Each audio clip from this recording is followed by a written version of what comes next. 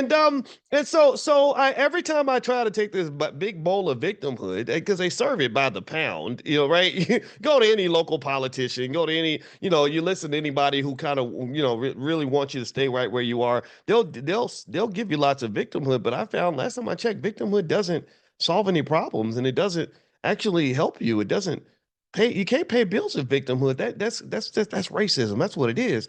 And what I realized was I said, okay, maybe there's a better strategy. Maybe there's another way I can approach this. Maybe I can say, okay, I got the victimhood, but I know this ain't gonna pay no bills. So I'm gonna just put this victimhood over here, and I know it's there. I know I might have been a victim, but then I'm gonna grab a big old fat handful of accountability, and I'm gonna take that. I'm gonna carry that with me in my pocket. And what I found was that my accountability allowed me to realize a couple of things. That when it came to things like healing, it's before I start complaining about the world.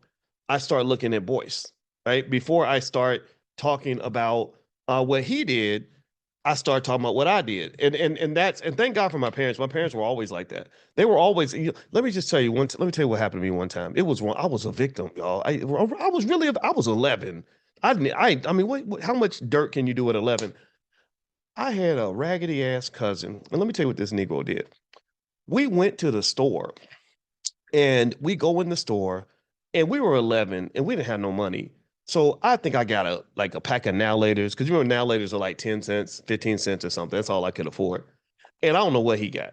We walked out of the store. This Negro pulled two big king size Snickers bar out of his jacket.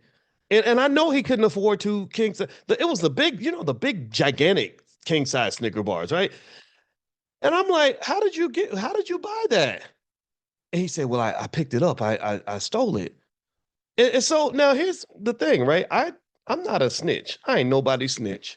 So I was like, well, I wouldn't have stole it, but whatever, right? And he gave me a piece of the Snickers bar, so I was officially in possession of stolen property, but I didn't care. I was 11. Well, this let me tell you what this SOB did. He gets home, his mama finds out, somehow she finds out that he stole the Snickers bar.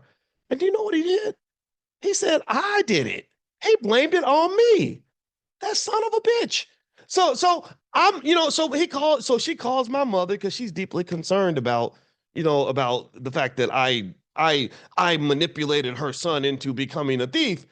And tells my mother, I think that Coco stole the Snickers bar at the store. And now here's the thing. My mama knew me. And my mama confronted me with it. And she knew I wasn't no thief. I wasn't gonna be up in the store trying to jack no candy bars. And I said, I did not do that, mama. Like that's wrong. I said, I want justice. I was like, this ain't right. I'm gonna get on the phone. I want to call his mama and tell her the truth, tell her what really happened.